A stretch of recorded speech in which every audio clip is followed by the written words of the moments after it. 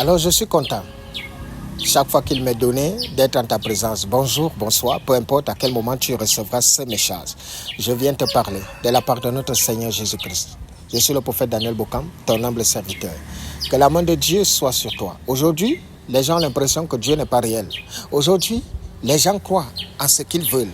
Aujourd'hui même, les gens se permettent de faire ou ils pensent faire du n'importe quoi dans l'œuvre de Dieu, sur le pupitre de Dieu. Mais sachez que le silence de Dieu est le symbole de la fin des temps. Voilà pourquoi Dieu ne réagit plus comme vous le souhaitez. Voilà pourquoi Dieu, même comme il y a de temps en temps où il remet les choses à l'ordre, mais sachez que toutes choses sont accomplies.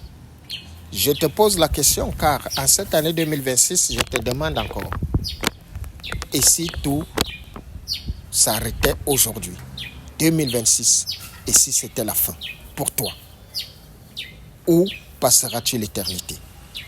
Alors, je viens par cette sainte parole t'entretenir dans le livre de Jean chapitre 6, du 60e verset au 69e verset.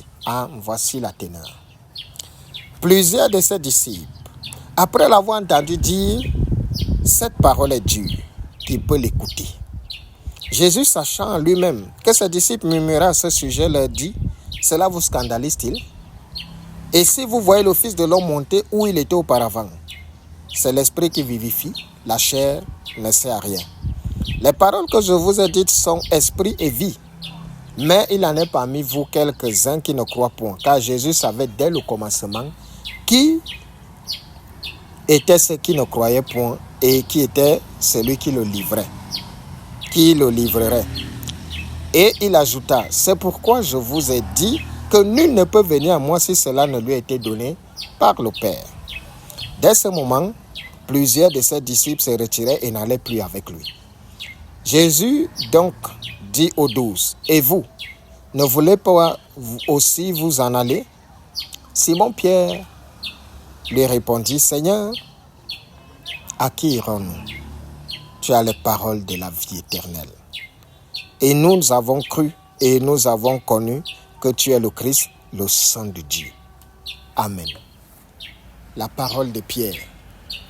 À qui irons-nous? Et je te repose cette question. À qui iras-tu? Tu comptes sur quoi lorsque tu quittes la présence de Dieu? Aujourd'hui, nous assistons à quelque chose je vais dire, d'effroyable et à la limite une chose hilarante. Les hommes pensent pouvoir faire le chantage à Dieu. Toi qui m'écoutes, tu penses que si tu ne pries pas Dieu, tu penses que si tu ne sers pas Dieu, tu penses que si tu ne loues pas Dieu, ça enlève quelque chose dans la souveraineté de Dieu?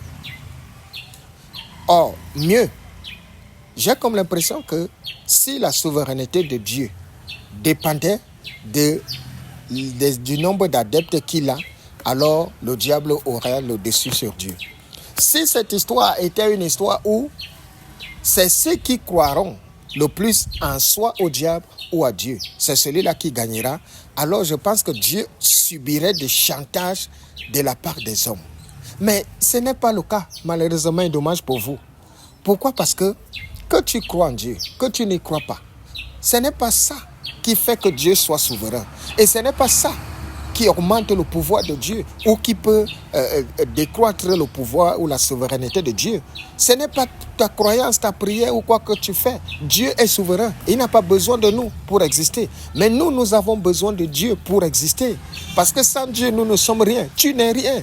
Ne pense pas que tu sois quelque chose parce que tu as de l'or, tu as de la gloire, tu as tout ceci. Si Dieu te retire juste ce qu'il nous a prêté, son souffle, parce que c'est ça qui fait mal. Il nous a prêté quelque chose, son souffle de vie. C'était pour le servir avec.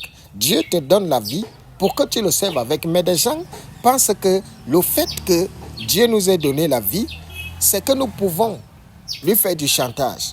Alors, tu es libre de servir Dieu, de ne pas le servir, ça t'engage, mais tu rendras des comptes d'une façon ou d'une autre du souffle qu'il t'a donné. Parce que c'est ce que tu dois savoir.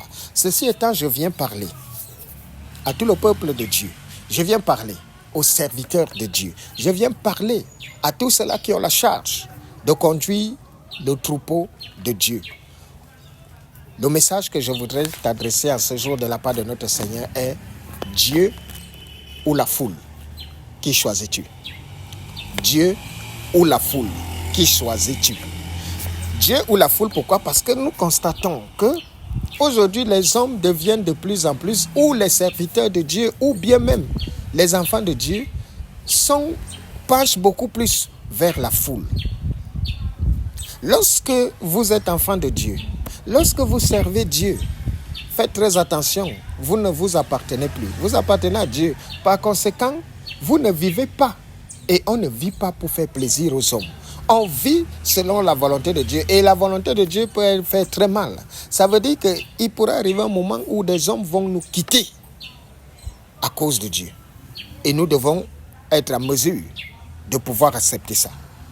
Or, vous allez vous rendre compte aujourd'hui que beaucoup d'hommes de Dieu ont décidé de suivre la foule au lieu de suivre Dieu. Pourquoi est-ce qu'ils décident de suivre la foule? Parce qu'ils ne disent plus, les bergers n'ont plus cette vérité telle que Dieu le demande. La vérité ne se prêche plus dans des assemblées. On ne dit plus la vérité aux gens. Au contraire, on prêche un évangile qui réconforte les gens. On prêche un évangile que les gens veulent entendre, sur le prétexte qu'ils ont peur que les gens partent. Parce que oui, les hommes sont ce qu'ils sont.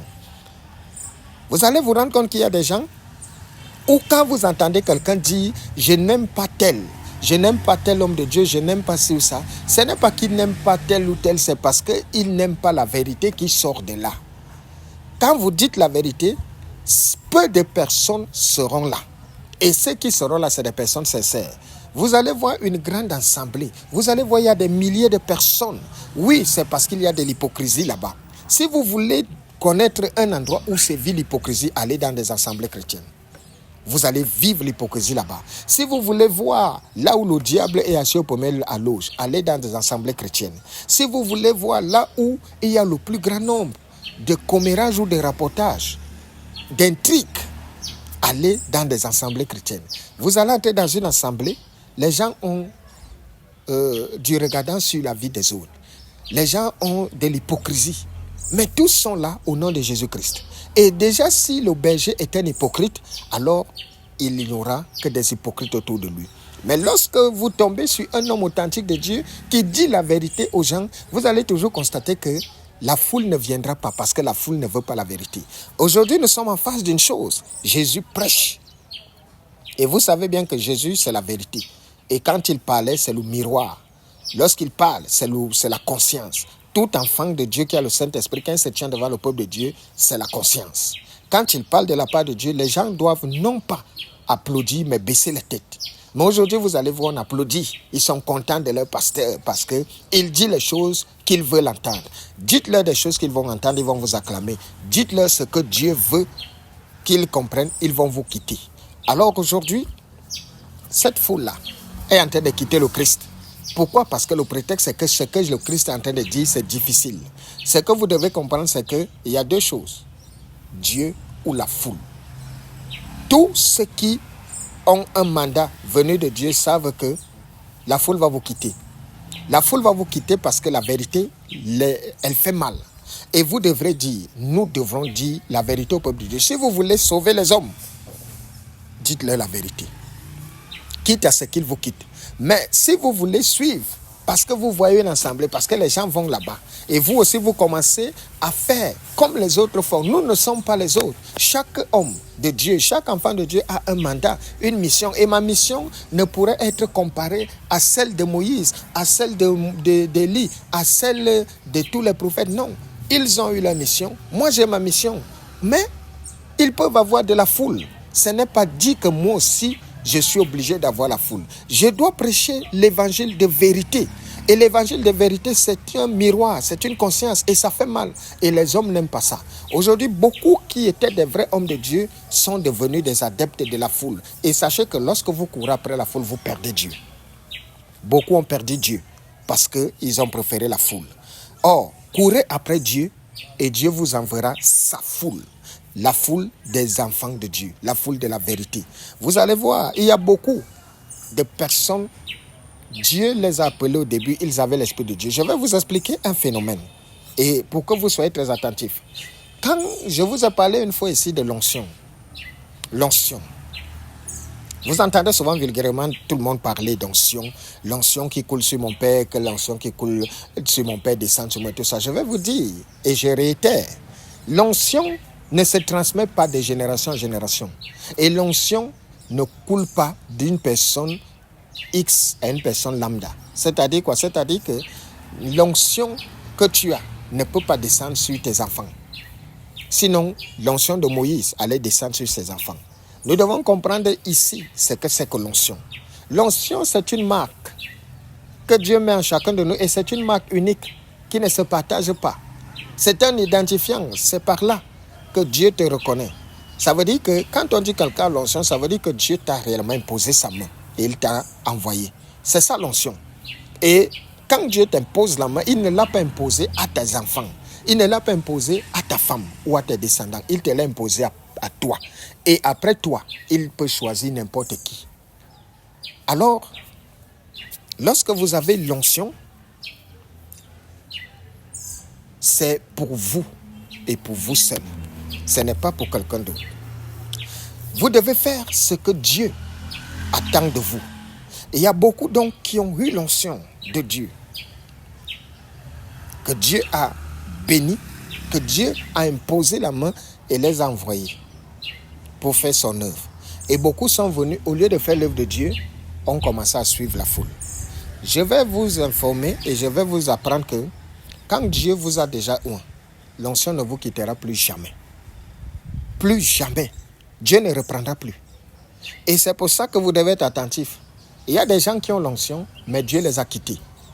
Et lorsque vous avez l'onction en vous, vous pourrez faire des prophéties, ça s'accomplit. Vous pouvez faire des miracles, ça se manifeste. Parce que Dieu respecte, parce que c'est l'onction, c'est ça. Mais Dieu n'est plus avec vous. Il y a beaucoup qui sont dans cette logique. C'est là où vous devez comprendre la vraie nature de l'onction. Il y a plusieurs personnes là que Dieu a quittées depuis, mais il fait des prophéties, ça s'accomplit. Il prie des gens, sont guéris et sauvés, mais ce n'est pas, Dieu n'est plus avec eux. Pourquoi? Parce que ils ont détourné la mission qui leur était assignée. Et comme Dieu ne se répand pas de ses dons, parce que quand Dieu vous a donné une chose, il vous a donné pour toute votre vie. Maintenant, à vous de l'utiliser à bon escient. Quand Dieu demande, servez-le et venons dire la vérité au peuple. Quand vous dites la vérité, apprêtez-vous à perdre la foule. Mais aujourd'hui, la plupart des hommes de Dieu courent après la foule. Ils veulent que les gens, parce que les gens pensent que c'est quand une foule, quand tu vois, tu remplis les stades, que tu es réellement loin de Dieu. Mais pourtant, Dieu passe dans le silence. Mais pourtant, Dieu est là. Ça ne veut pas dire que tous ceux qui ont la foule, c'est qui ne sont pas de Dieu. Non, mais je dis, laisse que la foule vienne à toi. Ne va pas vers la foule. Ne cours pas vers la foule. Parce que c'est quoi courir vers la foule? C'est faire les choses selon la volonté des hommes. C'est parler selon ce que les hommes veulent entendre. Au lieu de dire ce que Dieu va entendre. Beaucoup sont dans cette logique, tout comme un enfant de Dieu. Quand tu es là, ne cherche pas à ce que les gens puissent te suivre ou t'écouter. Parce que quand tu vas dire la vérité, ne te tais pas. Parce que tu as peur que des gens te quittent. Quand il y a quelque chose qui n'est pas normal, tu dois parler. Et quand tu parleras, quand c'est la vérité, les gens vont te quitter. Tu vas te rendre compte que les gens te quitteront toujours. Et tu vas aussi te rendre compte que quand tu es réellement serviteur de Dieu, tu seras dans la solitude. Pourquoi? Parce que il y a des choses, quand tu es quelqu'un de vrai, tu vas te rendre compte qu'en face de toi, beaucoup de gens portent des masques. Il y a des choses qu'ils vont faire qui ne sera pas bien. Quand tu vas dire non, c'est pas bien, ils vont s'éloigner de toi. Et ils vont commencer à faire ça loin parce qu'ils ont peur que tu ne puisses être leur conscience. Alors, voilà la foule qui quitte Jésus. Voilà la foule qui quitte Jésus, qui est Dieu. Les gens quittent Dieu, c'est pour aller où? Tu dois donc comprendre que si Dieu t'a appelé, si quelqu'un te quitte, il va se perdre. Parce que tous ceux qui ont quitté, ce n'est pas l'œuvre de Dieu, n'est pas une histoire où tu vas dire non. Il y a beaucoup d'hommes de Dieu à gauche, à droite. Tu dois faire attention. De nos jours, il est de plus en plus rare de trouver un réel prophète ou un de Dieu. Je vous dis, c'est très rare.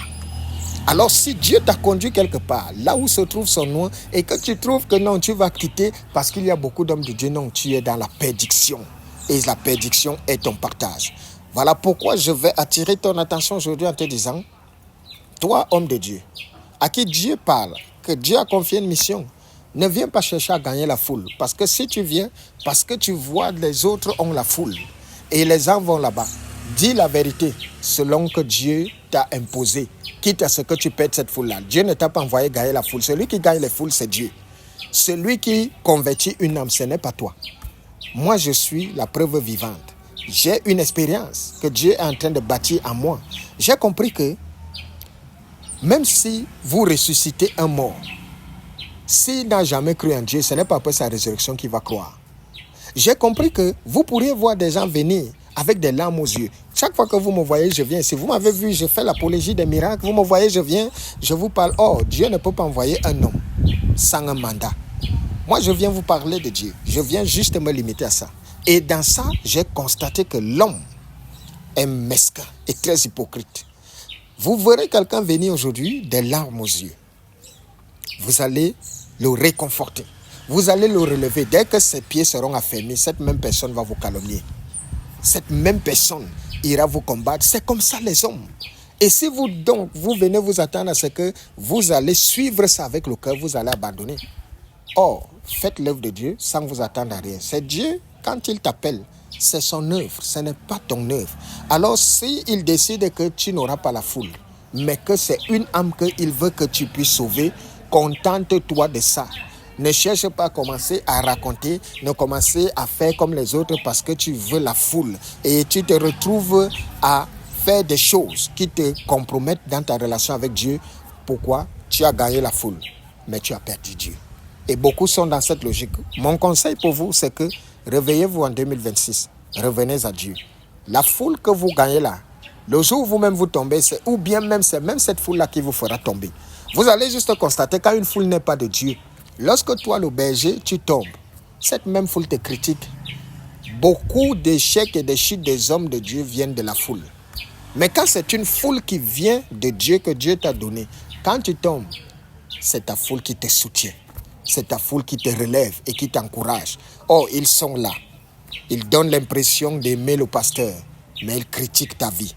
Ils regardent tout ce que tu fais. Ils cherchent, ils scrollent. Ils veulent voir la faille pour pouvoir faire tomber ton ministère. Mais toi, tu les vois parce qu'ils ont un sourire narquois et hypocrite. Parce que tu veux gagner la foule. Sache qu'ils te feront tomber. Dieu ne fait pas tomber ses enfants. Et même lorsque tu tombes, Dieu te cache et il te réprimande dans le secret. Alors je viens ici pour te dire, les gens ont quitté Jésus-Christ. Moi, je suis qui pour que les gens ne me quittent pas? Je préfère 1000 fois être avec toi qui m'écoute et t'enseigner le principe et le fondamental de Dieu pour que ton âme soit sauvée. Une âme sauvée, c'est une gloire. Une âme enseignée est un miracle. C'est le plus grand miracle dans le corps de Christ. Tout ce que vous voyez, la prophétie, un miracle ou bien ceci là, le plus grand miracle dans le corps de Christ, c'est de convertir une âme, gagner une âme. Voilà le miracle. Voilà pourquoi quand Christ, dernière recommandation, il a dit, allez, faites de toutes les nations des disciples. Il n'a pas dit, allez et manifestez le miraculeux pour que des gens soient sauvés. Faites de toutes les nations des disciples. Baptisez-les au nom du Père, du Fils, du Saint-Esprit. Quand vous avez converti une âme, vous avez sauvé une génération. Alors, je reste disposé pour t'accompagner dans l'œuvre de Dieu. Que la main de Dieu soit sur toi en cette année 2026. Que le Seigneur vous bénisse. Bye bye.